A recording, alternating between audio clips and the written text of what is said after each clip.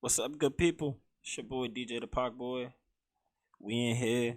Welcome to a new episode of L.I.M.E. Life in My Eyes. This is episode 2. That's right, episode 2. We're coming to you with my opinions on things that's going on. And you know when I'm right, I love to be right. I do. I'm not gonna lie. I do love to be right. And a moment where I proved I was right was in the instance right here where I told you guys on last episode I thought the Bucks were going to pull it off because I thought Giannis was the best player on the court. And when you have the best player on the court, you have the advantage in basketball. This is not as much as a team sport. It's a team sport. You need role players around you. But when you have the best guy on the court, you have some advantages that nobody else can compete with. And in the fourth quarter, when you have those good role players like Chris Middleton step up and get clutch and start knocking down baskets. I think he had like 10 of the last 10 baskets in a row to help break down that lead and put them back in the game because they took way more shots than Phoenix did. But like I thought was going to happen, I thought the Bucks were going to pull it out. If we look at the box score, you see Devin Booker had 42. That's good. It's good, but were the baskets there when they needed it? No, because they let the lead go away in the second half. They had it. The game was theirs. As we can see, we have 40 points by Chris Middleton. We have 26 from Giannis. Brook Lopez added in 14. Drew Holiday, he plays really great defense. You see, he had a +8 right there. Really good work out there. Even though he only contributed 13 points, that means while he's on the floor, he's still doing everything else necessary and needed for his team to win. That's good right there. The Bucks tied the series 2-2. If Giannis gets this, he's gonna put himself in really great conversations. It will really change the outcome of where his career is gonna go. And them first 3 games, he put the Bucks on his back, and people not realizing that knee injury has probably held him back some. And we see how dominant he's been, possibly being held back. You know, I thought the Bucks were going to do it. Right now, they're looking good doing it. And I told you guys, you know what I'm saying? When I'm right, I'm right. And I like to be right. I still think the Bucks are going to pull this out. But it is also looking like the first team who wins one on the road because nobody's lost at home. It's going to be the team who really sets the tone. So if the Bucks can go in there and win on the road in Game 5, I would call it a series. I'm just saying. You know? And while we're talking about sports, you know, we started off with basketball. We're going to get back into some basketball stuff, you know. We're going to get into some other stuff besides sports as well. But this is just what we are because I told y'all the Bucks were going to win. So it was a news report that came out about Dwayne Haskins being injured by his wife. I'm going to go up here to the ESPN article so we can see. And on the article, it says, the wife of Dwayne Haskins faces a domestic violence charge stemming from an alleged assault involving the Pittsburgh Steelers quarterback that occurred in a Las Vegas hotel room earlier this month. Calabria Gonrizik Haskins faces a felony charge of battery and domestic violence resulting in bodily harm stemming from the alleged altercation on July 3rd at the Cosmopolitan. I've been there. It's a really nice place. I'm actually going to be in Vegas in like 3 weeks. I can't wait for my vacation. Vegas is fun, and I will be having a lot of fun out in Vegas. Trust me. But Mrs. Haskins is accused of punching Dwayne in the mouth, according to the police report obtained by ESPN. Haskins, 24, reportedly had a split upper lip and a missing tooth suffered, and other injuries to his mouth that would require dental work and repaired to his teeth. Whew. Now, from some other things that I've heard, that apparently she was mad that he went to the club without her. They newly engaged. I guess they was supposed to go party together. She went to a show. He decided to go to Dre's without her, and one thing led to another. And I guess she packs a mean right or left hook. Domestic violence is nothing to be joked about, man or women, because I know a lot of people get their jokes off. They're like, oh, he's a man, he's a football player, he could take getting hit in the face, he could take getting hit. Domestic violence is domestic violence, because if the roles were reversed, he would be getting killed. He would be getting dragged through the mud. He would be off his team right now. And the fact that he makes more off the field stories and headlines than he does on the field already puts him in a precarious position in his job, because football is about performance. If you're going to perform, you're going to get away with some stuff. But if you don't perform, it's a short lease. There's always been bad actors in football. People will do plenty of bad actions and everybody sweeps it under the rug because they're making money from a person's performance on the field. So the NFL's okay with some BS going on, like with Josh Brown. He had 24 something calls to his house for domestic violence and things like that as such to his house. And he was on the New York Giants for a long time. I mean, hell, Ray Rice, who was on the Baltimore Ravens, I'm a fan of the Baltimore Ravens, he even was going to get a second leash on life after the allegations came out. But then the video dropped, and the video changed everybody's perspective on what Ray Rice did, because in the video, he steps over his wife after he hits her. It's a bad imagery. And when people can see things and visualize what takes place, it usually helps the case and show the case of the domestic violence situations. But either way it goes, everybody should keep their hands to themselves. If you can't have a civilized conversation, you need to learn there are other options than, picking up that domestic violence charge, getting that assault charge. And this isn't going to help his career because he's in the news again for off the field incidents versus on the field incidents. So that's something that can hurt him. It's going to slow down the production on his career, in my opinion. But that's just me. Next thing we have up here is Richard Sherman.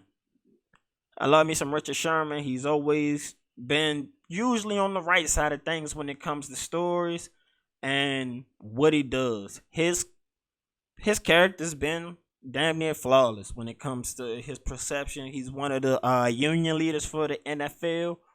But apparently, he was arrested for burglary and domestic violence. So that is not a good look for Rich. I'm going to read the story to you. It says, Richard Sherman was intoxicated and threatened to kill himself during a confrontation with family members before his arrest early Wednesday in a Seattle suburb. According to the 911 caller who identified the free agent cornerback's wife. Identified herself as the free agent's cornerback wife.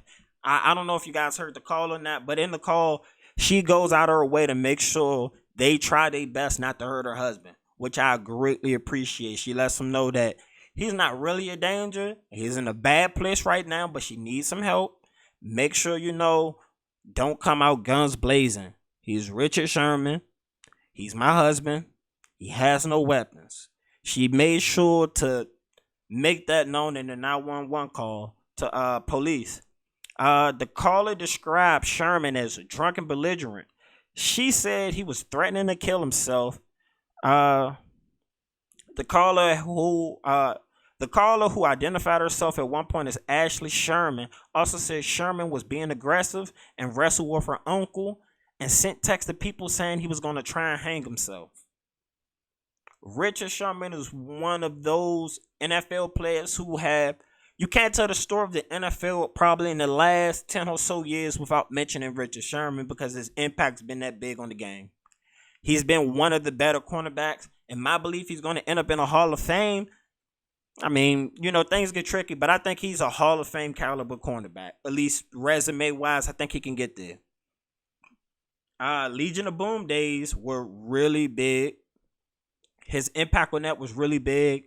His impact on the union has been really big. His story, where he's came from to what he's became, is a great story. And those things are things we can't forget about when it comes to talking about Richard Sherman. Uh, it's a scary situation anytime, it's domestic violence, people threatening to hurt themselves. 911 has to be called in those situations. It can be really, really, really, really, really scary situations for people. So I'm looking at it from the aspect of, I really hope Richard Sherman can get the help that he needs. I don't know what led to that situation. I don't know how it got escalated to get to that situation, but I really, really hope he gets the help that he needs. And now with this situation taking place and the fact he was a free agent, he should maybe sit out a while, get everything in order before he decides he wants to come out there and ball. He has to get his life in order first. That's what I believe, because that's a crazy situation. Us over here at L.I.M.E, Next Up Network, we're gonna wish the best for Richard Sherman in that situation. I know more details are gonna come out. They recently released a video showing him trying to break into the door, and people had the jokes about, the door was sturdy. They said he could survive a tackle from a all-pro cornerback, but also in that situation, everybody should make sure they wish him some positive thoughts, because this looks to be out of his character. So obviously something had to lead up to that. I don't know what it is, but hopefully there's reasons and we can find solutions without him ruining what could be his post NFL career, because he's done a lot of good things. Legion of Boom was a dominant faction within the NFL. And while we're speaking on the NFL, I can't glance over this story that came across to me, because I thought it was amazing. One of my favorite players to watch. It is one of the biggest love-hate relationships, because I love when he wins. I also hate when he wins, because that means my team ain't winning. But that's Tom Brady. They're reporting that last year. Oh, let me click on the article for you guys so you can see it up here, because I'm right here on ESPN. And it states, Tom Brady played the entire season with a torn MCL. The GOAT. Like, what else can you say? That boy's amazing. Torn MCL, and yet he was still out there on the field giving you everything he got. Wow. Okay, let me read the story, because I don't want to seem like I'm being a Brady stan. Like I said, it's a love-hate relationship, but boy, I love watching Tom Brady play, because nobody can match his leadership. He galvanizes the troops. You know what I'm saying? Tampa Bay Buccaneers quarterback Tom Brady played the entirety of last season with a torn medial collateral ligament in his left knee, according to a report by the Tampa Bay Times.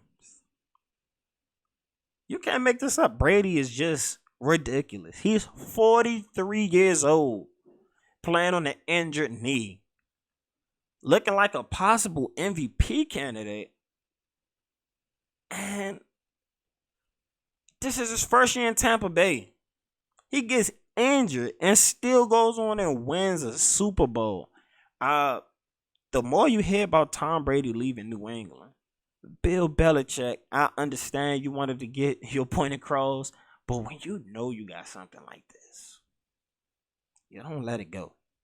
You know what I'm saying? You don't let Tom Brady go. He's 43 and still winning Super Bowls on torn muscles in his knee. The boy's good. The boy is really good. Like, what else? GOAT. I don't know what else to say besides GOAT. That's GOAT talk right there. GOAT status. GOAT everything. I don't believe there'll ever be another player another quarterback comparable to Tom Brady. Everybody's saying Patrick Mahomes, Patrick Mahomes. He has a long way to go. A long way to go before you can match the accolades of Brady. In my eyes, I can see Mahomes being more Peyton Manning, puts up a lot of numbers, but over the entirety of his career, winning like Brady, that's really, really, really hard to do. Super hard to do. I mean, crazy. It is crazy, insane, deranged that he got let go. And they said he suffered the injury in his final season in New England, and it got worse over the course of his first year in Tampa Bay. He's playing injured. I don't know what else. Brady's the man. Yeah, like, he is the man. It's crazy. Now back to an NBA player. As a kid, I watched Space Jam, and I thought Space Jam was cool. I didn't know back in the day critics panned Space Jam, but apparently they were panning Space Jam. But as a kid, Space Jam was amazing. And the new Space Jam came out tonight. We have LeBron James taking the lead role in this instance. And personally, I don't know what to expect. Again, I mean, some of you don't know my opinions on LeBron James. I personally think he ruined basketball, but that'll be a discussion for another time. Yes, I am a LeBron hater. The boy's good, but there's always going to be something I'm going to look at and say, okay, I can't view it the same as me watching Kobe play. And people going to view me and say, I sound crazy. Kobe had some really bad teams. Kobe did have some really bad teams. Shout out to Kwame Brown.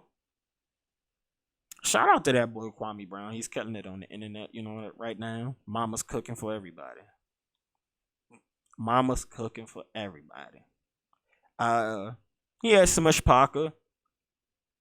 And in those teams, when they didn't have Phil there, they did get, I believe they got missed the playoffs one time and swept in another time. I would have to go fact check that and make sure.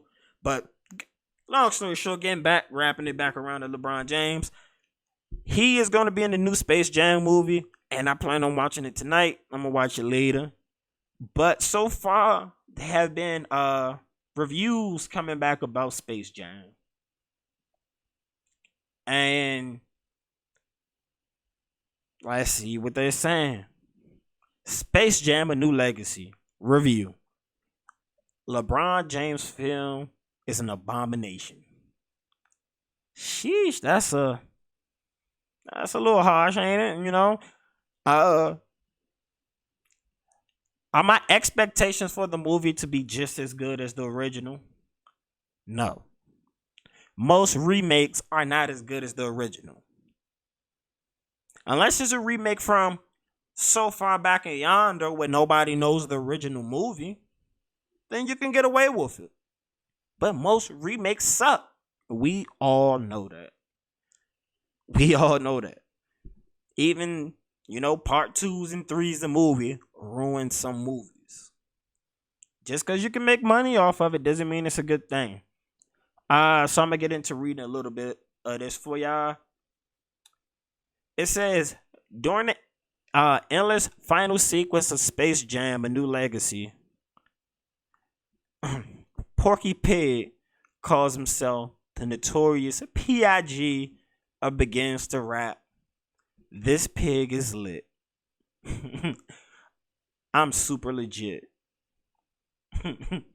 The writer says Porky should have added, and this movie is shit. Now, I haven't seen it yet, and again, I'm going to make sure I come back and give y'all a review, but a lot of these reviews have been really bad for the movie. I'm going to give, LeBron some benefit of the doubt that it wasn't just, a cash grab or a way to take some shots at MJ's legacy to put himself on that same pantheon or pedestal, however you want to say it. LeBron James' career is going to be a great career. He's one of the greatest players that ever touched the court. Do I think he'll be the greatest?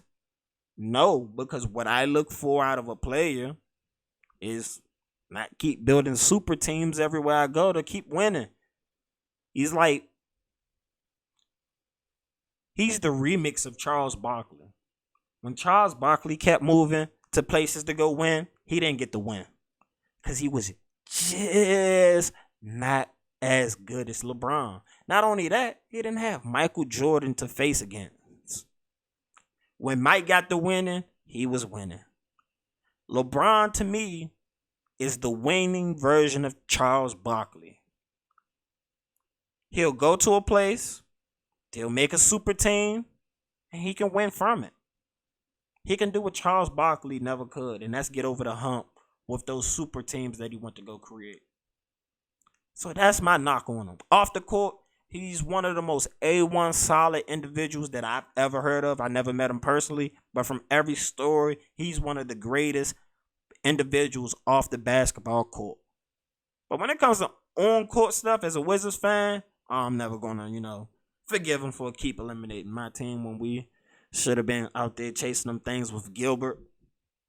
But, you can't win them all. You can't win them all. And LeBron's been trying to win them all with all the maneuvering he's doing. And he leaves teams in horrible positions when he leaves because they give him everything he wants. Now, as an organization, if I'm trying to win in the short run, I understand. But as an individual, if I feel like I'm the greatest player ever, the greatest player ever, if I'm going for that, I'm never leaving my team.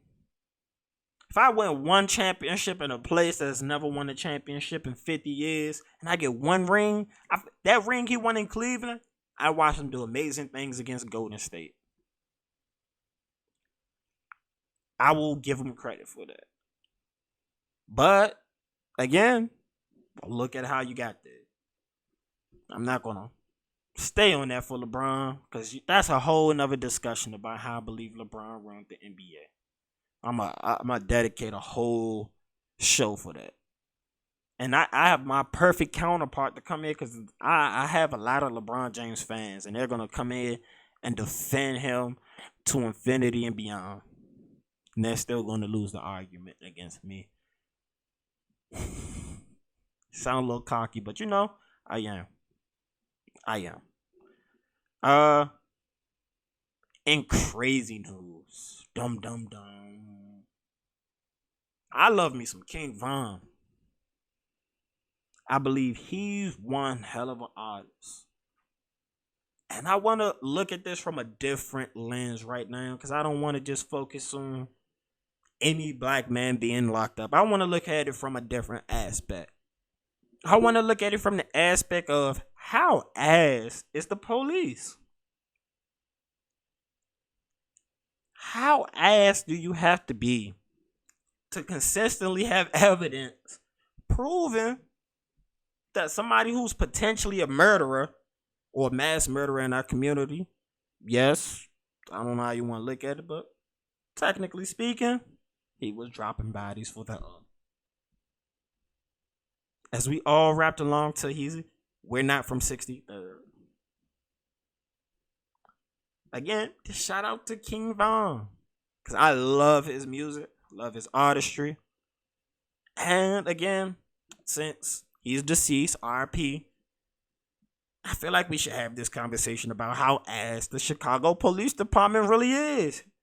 Because I don't know if y'all ever seen like Chicago scene, like what is it, 88, something like that? Whatever that YouTube page is.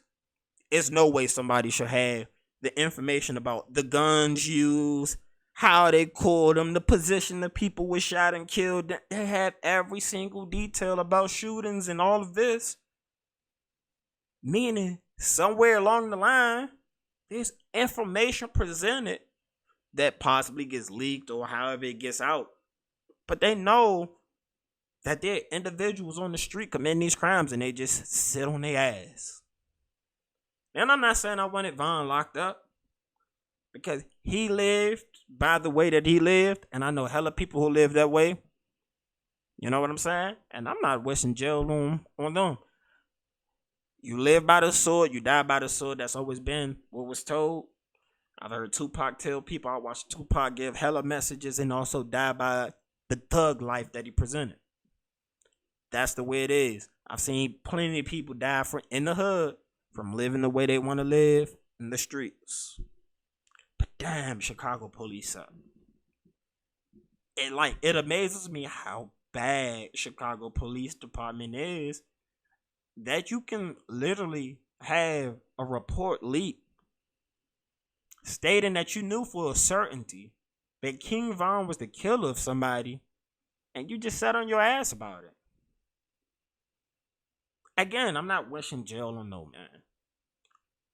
I've never been there to go do a long prison sentence, but I have friends who have, and I've talked to them about the life that comes with it and them being incarcerated. And boy, I wouldn't want that.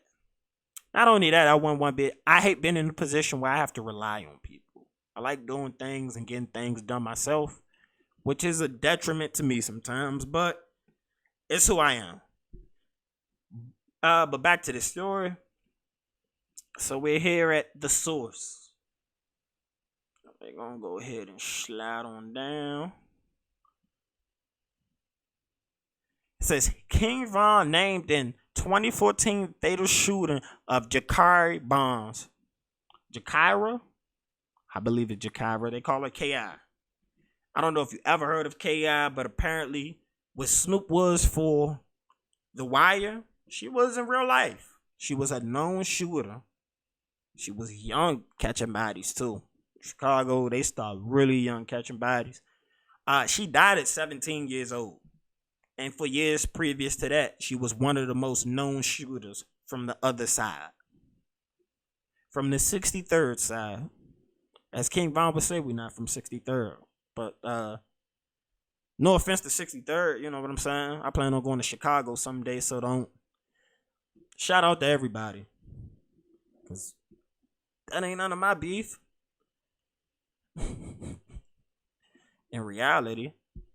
It says for years, the Chicago Police Department has been investigating the death of 17-year-old Jakira K.I. Bonds. Bonds was a member of the Gangster Disciples before she was fatally shot 9 times in Chicago. Although Bonds was a teenager, she already had made a reputation for herself, believing to have killed over a dozen people. She killed over 12 people and died at 17. So she was really, really active. So we're going to continue down with the story. They got some ads right there. Y'all know. It says the CPD has now released new information regarding this case, naming the late rapper King Von as Bonds' killer. The document shared that King Von was a member of the Black Disciples, and witnesses reported seeing the late rapper hoodie up before the allegedly killing Bonds. An unknown male one wearing gray hoodie, blue jeans approached the victims. The unknown offender then produced a handgun and began firing in the direction of the victims, striking all 3. The unknown offender then was observed entering an unknown vehicle, making good his escape. The documents read, police state that the investigation revealed that the victim was killed by Davon Bennett, which is King Von's government name. Although King Von was named as the offender, police say there wasn't enough evidence to tie King Von, causing the rapper to be free on charges. So that's why he wasn't arrested. They said they didn't have evidence, and in our court system, you do need evidence. Just because somebody accuses you of anything doesn't mean it's facts. People make up bullshit all the time.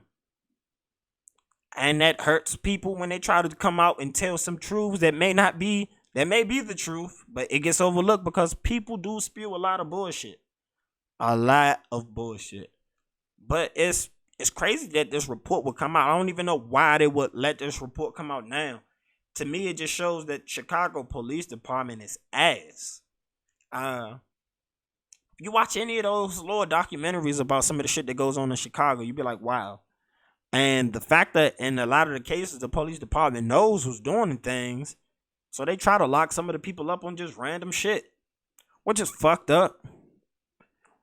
Really fucked up. You know, you can't just be out there trying to manufacture something to get somebody off the streets. You got to prove that they out here doing what they're doing. So they need to be out there doing some police work, some actual work, something.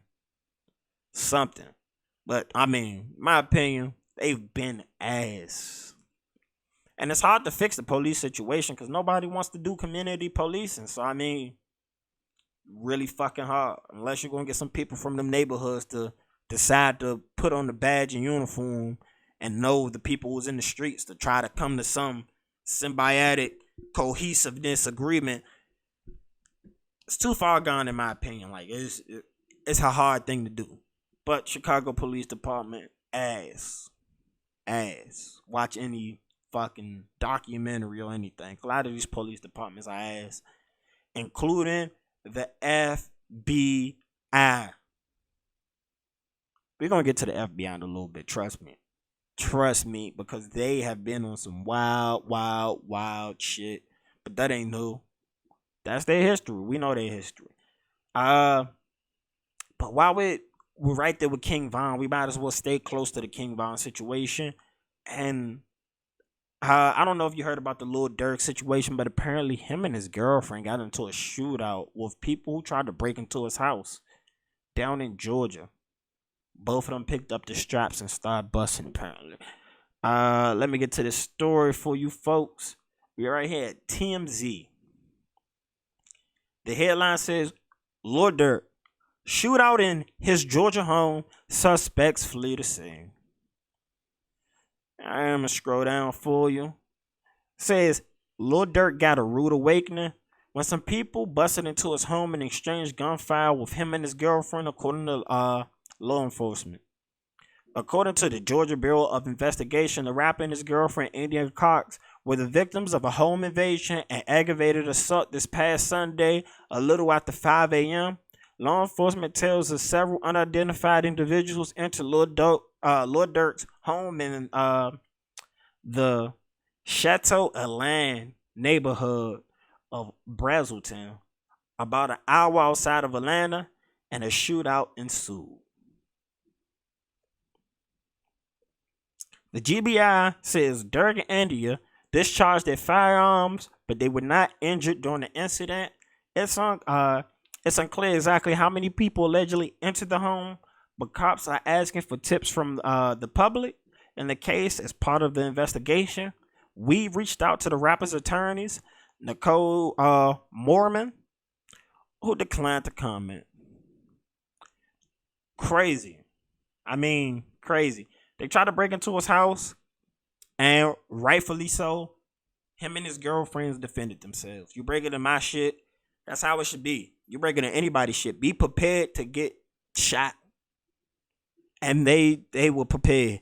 Yes, Lil Durk's not supposed to have a gun, but I'm happy he did have a gun because it's better to read he catches a gun charge in this case than him being dead, because that's what would have happened if he wasn't prepared for this situation.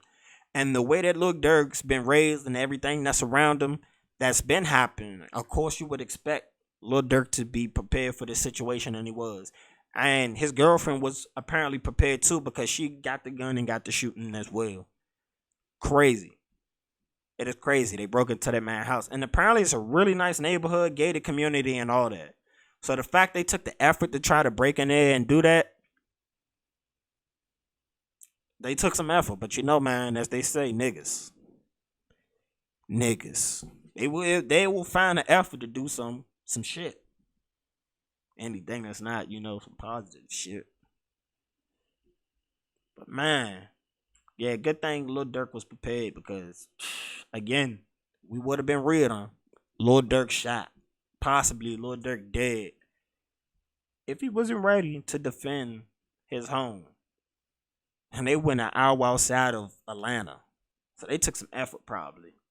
I mean, crazy situation. But like I was saying, we're just gonna get to the FBI situation. I don't know if you guys ever heard about this case that happened earlier this year, where they said that the governor of Michigan was the FBI had said they thwarted a plot to kidnap the governor of Michigan. But now, as court documents come out, we find out that the FBI used more than 12 informants that try to get what was it, 4 guys?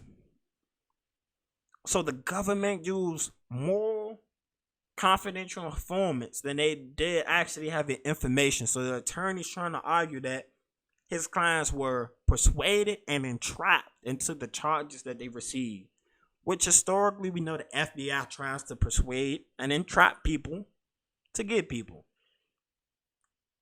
Man, this is a crazy story.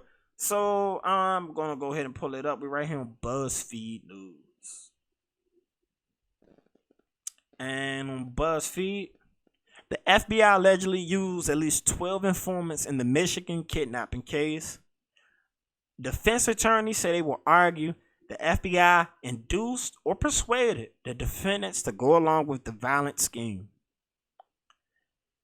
All right, down to the story. The government employed at least a dozen confidential informants to infiltrate groups of armed extremists who allegedly plotted to kidnap the governor of Michigan, according to new filings in federal court on Monday.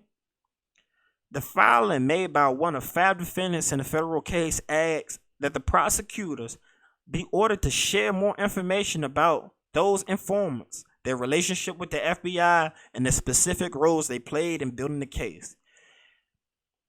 It came among a blizzard of 15 new defense motions in the high-profile case, including requests to move into a different district, to suppress evidence from a search warrant, and to try at least one defendant separately from the others.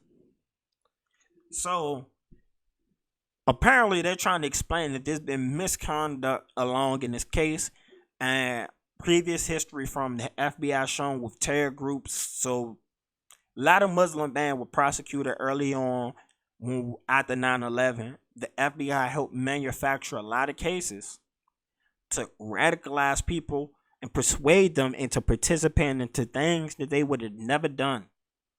It's been shown time and time again that these are things that they participate in. These are things that usually take place in really poor neighborhoods. Because according to this case, even when they went to go view all the details, one of the informants told one of the guys that it was going to cost $4,000 for some explosives. Together, they didn't even have the $4,000, apparently. So to say without FBI money, they would have been able to get this plot off and accomplish this plot is a little shady. It's a little shady.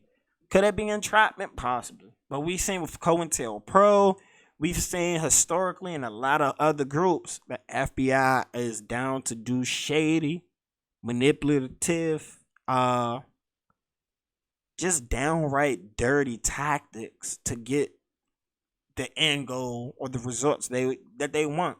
Even if it's manufacturing the results that they would want to have in those situations. It amazes me that these things take place out in the open. So back to the story. Taken together, the new court papers offered a glimpse of the evolving defense strategy in the case, with several attorneys saying that the plan to argue that the FBI induced or persuaded the man to go along with the scheme. The alleged plot to kidnap Governor Gretchen Whitmer made international headlines last October when the Department of Justice announced it had charged 6 men in the kidnapping conspiracy. 5 of the defendants, Barry Croft, Adam Fox, Daniel Harris, Caleb Franks, and Brandon Castro. I believe that's how you say his name. Casastra. We're not going to stay on semantics. Have all pleaded not guilty and have been held without bail since the arrest. A 6th, Ty Garbin, pleaded guilty and agreed to cooperate in the case in January. According to the Justice Department, the man met and trained over a 6-month period in 2020, during which time they developed a plan to kidnap Whitmer from her second home and possibly take her out of state where she could be put on trial for being a tyrant. No plan was ever executed before authorities made the arrest. Let me see where we're gonna go.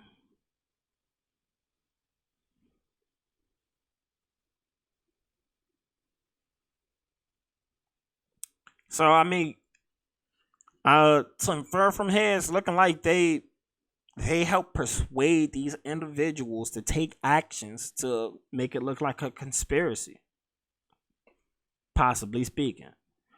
So we're gonna wait to find out more information from the defense attorneys because, again, this is looking a little crazy. Knowing the history of the FBI, this is crazy. You know, I believe they could possibly have some other motives to portray a group of people in a certain light. That way they could, you know, create fear tactics and make people believe that other people are really trying to do things that they're not. Because in a lot of cases, again, historically, we've seen people who've never had criminal records until they get involved with the FBI. They don't even have traffic tickets until they get involved with the FBI. So can we take everything they say for as fact? It's impossible to take everything they say as fact because they don't live on a factual basis when it comes to public information. And that's with a lot of government agencies and the government just in general. They don't have to live on a fact-based reality when it comes to public information. And that's a detriment to us sometimes because it's easy to lie and manipulate the public to believe one thing when the truth is the opposite of what the public's perception is in that case. And that's what it's looking like here. But it's your boy, DJTheParkBoy. This has been episode 2 of Life in My Eyes. Thank you for listening to the L.I.M.E show. We're on the Next Up Network. And I'm out. Make sure you like, subscribe, comment. I would really appreciate that. We have more content coming on the Next Up Network. They told me I can't announce nothing for reasons, but more things are coming here. Again, I appreciate you listening. I love you guys listening. Shout out to the Flossers. If you can, go check out my project. I'ma make sure they link it down low. I don't know, man. I'll see you guys next time. I'm out.